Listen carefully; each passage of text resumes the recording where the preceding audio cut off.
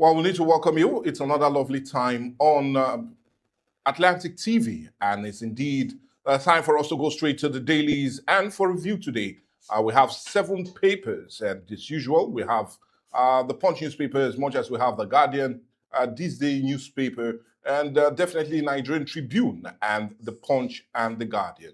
All we have right here on the dailies this morning. But we need to go on this break, and when we come back, we'll go straight down to the papers for you to get an update on what seems to be happening right here in the country. Let's go on this break.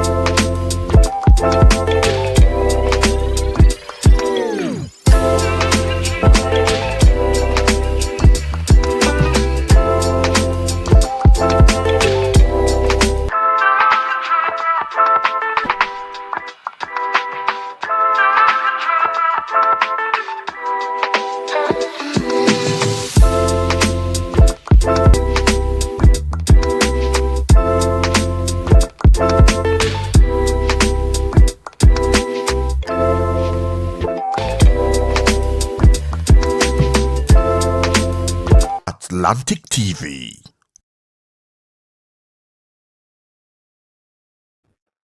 Well, like I said, straight to the papers we go, and I would like to start first with the Punch newspaper and see what the Punch has as a major one on its front page. On the Punch this morning, State Police, governors demand greater powers. Is a major screamer on page 2. Riders to follow. Nigerian Governors Forum report proposes constitutional role for governors in security operation. New framework recommend federal state policing structure and trust funds, and federal officers can move to state police without losing benefits. And you get more of that benefit, or you benefit from reading that story up on page 2. And later I'll be looking at this critically on Dialogue. Medical trip, Okowa seeks passport release amid EFCC probe. It's also a screamer on page 8. And Bonham emerges frontrunner for UK Prime Minister as Starmer resigns. Also, it's on page 8. Nigerian $5 billion swap deal triggers Fitch warning, or Fitch warning is also a major one on page 23. And you can also get more as it concerns beyond transaction, OP, and the rise of Nigerian new economic infrastructure. You can get that on page 25. But let's see if we take some other lady stories still on the front page of the Punch. Play 2 tragedy. Death toll hits 20. Clinic attacked. It's also a disturbing one on page 7. Nigerian shelters over 100,000 refugees, asylum seekers, says federal government on page 7. 3 nabbed after cleric dies in Ondo hotel. Well, forgive me for that, but page 4 and 5 seems to have that story. I wonder what the cleric is doing there. Insecurity, Boho defends action as ACF NEF warn of anarchy. And there will be no problem if you read that story up on page 9. But the picture of the day is a sad reality that happened in Plateau State just on Sunday. And we've now learned that the death toll has increased to about 20. And funny enough, the clinic was also attacked on that very note. Sad it is, but well, that's the much you can take from the Punch. Let's see if we take some other leading stories still on the front page. Let's quickly go to the Guardian. Guardian we go, as it guides us through what the dailies are saying. The spike in bus fares, the rent force Nigerians to live in cars, offices, and shops is quite a disturbing one on page 6. And many are already asking when would the reduction of house rent be implemented? Because in many cities and towns in Nigeria, it looks as if house fares or rent has really gone to the roof. But anyway, let's leave that and go to other major screamer on the front page of the Guardian. Don't seek re-election. Richard Jaffor tells Tinubu is a major one on page 3. Lassa fever, fresh outbreak claims doctor in Benue as fatality rate hits 25%. And you can get that very disturbing story on page 3. Commissioner Ale fears as IED explosion injures 1 in Lagos. It's also on the Panorama page 2 of the Guardian newspaper. Let's see if we take some other leading ones still on the front page of the Guardian. Federal government tax manufacturers on cement price cuts and affordability is also on page 29. Presidency rep dismissed calls for Tinubu resignation over economy and insecurity. It's also a screamer on page 6. But what's on page 29? Both stories. Witness says El-Rufai wiretapped NSA phone, and court remand Showerey in prison over bail breach and dismisses receive recusal application. And it's also a major one on page 29. Cab operators accuse fan of anti-work activities vow shutdown of airports, and you can get that story up on page 29. But more of the picture of the day is more of a pictorial representation of the leading story, and we're talking about the spike in bus fares and rent of forced Nigerians leaving cars, offices, and shops. Quite disturbing. But anyway, that's the much we can take from The Guardian. Let's quickly run to the next paper for review, the Daily Sun it is, and see what it has as a major one. On the Daily Sun this morning, the leading story reads, Presidency, Obi Bika over call for Tinubu resignation, and the emulate British Prime Minister stammer, Obi thanks President. Presidency dismisses call, says it's infertile, and you can get more of that story up on page 6. Let's see. Plateau boils as death toll for fresh attack hits 22. Government invade hospital, open fire on health workers and patients. Wow, that's quite really disturbing. And well, I'll just implore you to grab the front page of Daily Sun and read up that story. DSS witness testifies against El-Rufai, tells court ex-governor, Kaduna State governor admitted wiretapping National Security Advisor's phone. And you can get more of that story up on page 5. Let's see if we take some other leading stories here on the front page of the Daily Sun this morning. Criminal defamation. On vacation, Showerey reacts to remand in prison. And you can get that story up on page 4. Erire adoption. Police DIG Fayode promises rescue of adopted school children soon, as Bishop expressed worry over victims' condition. And it's really important I remind you that those children have now been in captivity for more than a month and 15 days. But get that story up on page 5. Solodo embraces Anambra Master Plan, intensifies land recovery drive. It's also a major one on page 29. But just like on the Punch newspaper, Lassa fever death rise to 214 as fatality rate reaches 25%, according to the NCDC. And you can get that story up on page 6. But the picture of the day is that of the former President Olusegun Obasanjo and the Nigerian Democratic Congress presidential candidate Peter Obi and former Minister of Special Duties Yomi Edu during Edu's 90th or rather 80th birthday anniversary. And that happened just during the weekend. And anyway, more like a celebration for him. 80 years he is now. But anyway, that's much we can take from the Daily Sun. Let's quickly go to the Daily Trust. And Trust, if we have more right there on the front page. And on the Daily Trust this morning, the lead story reads, sad, sad, sad. Kaduna mob killing, last moment of slain female teacher. It's one disturbing one that played out in Kaduna State during the weekend. You can get that story up on 3 and 4 of the Daily Trust newspaper. Mob action is what many Nigerians are calling, or rather we're calling for the end of that, because with what we learned, she was just an innocent person looking for direction from those children before that alarm was raised that she went there to kidnap the children. But let's leave that story and go to others. 20 years after, Lagos Airport resolves concession row. It's a major one on page 20. Health workers, security personnel killed in plateau attack. That is quite disturbing, knowing that these health workers were there to save lives, but rather were gunned down while doing their duties. But page 5 have that story.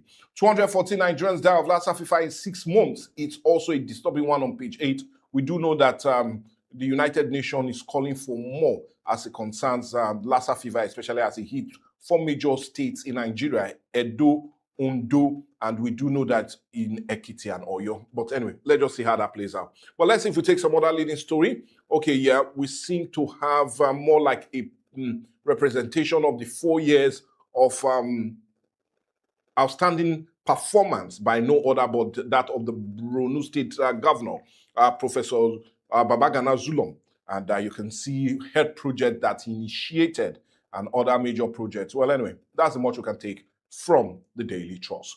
Let's quickly run to the Nigerian Tribune, see what it has as a major one on its front page. And on the Nigerian Tribune this morning, leading story reads, Presidency to Obi, your call for Tinubu resignation childish. And you can understand why they are saying that on page 15. It's a whole lot of screamer right there and follow up, but I can't take them because of time. But let's see if we take some other leading stories still on the front page of the Nigerian Tribune. Orire, adoption, protesters in Ibadan. Again, demand release of teachers and students as Catholic Bishop laments their continued detention.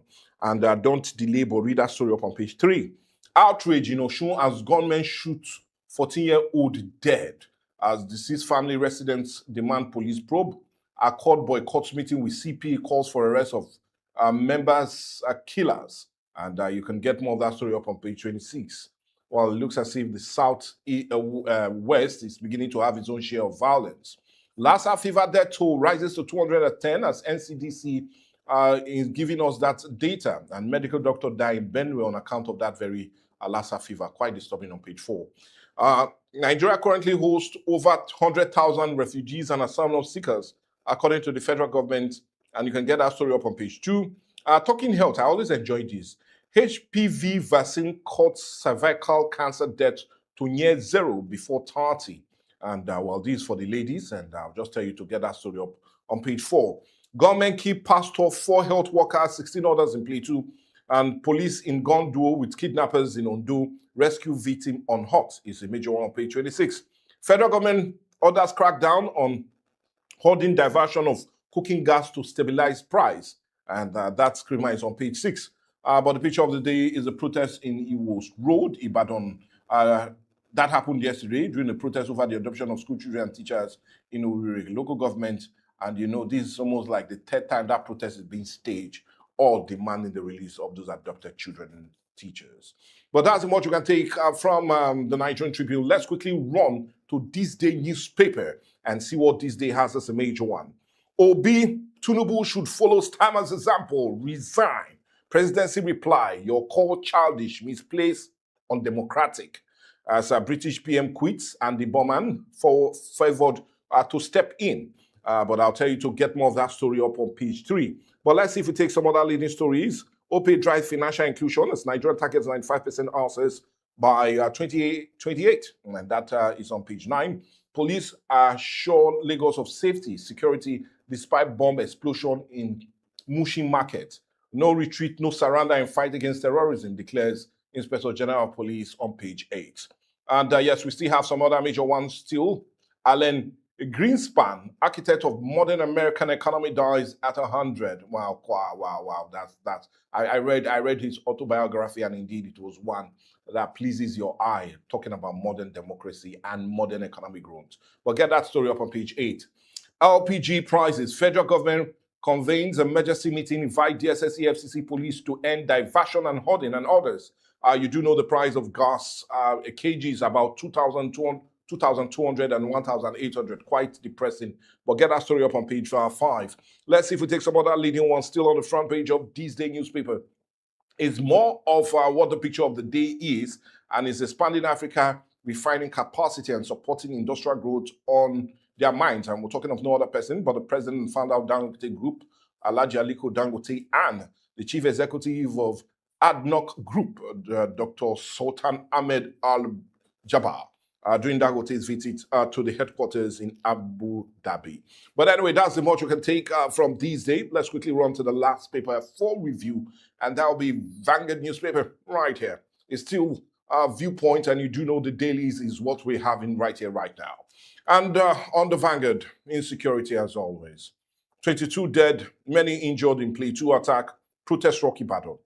Health worker security personnel among those killed. Panic in Owo as gunmen adopt mother, 2 kids, attack pastor's home in twin raids. Protesters lock down major streets in Ibadan over kidnapping. Security, national duty, not ethnic battle. Boho fires back at critics. Catholic bishops condemn reintegration of repentant terrorists, demand justice for victims.